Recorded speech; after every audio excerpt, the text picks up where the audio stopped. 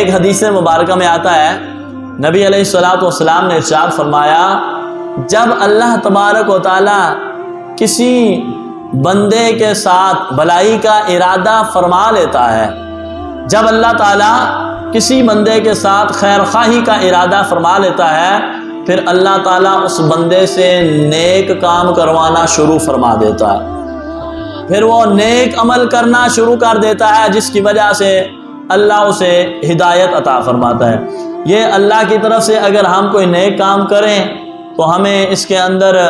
غرور نہیں کرنا چاہیے، ہمیں تکبر نہیں کرنا چاہیے،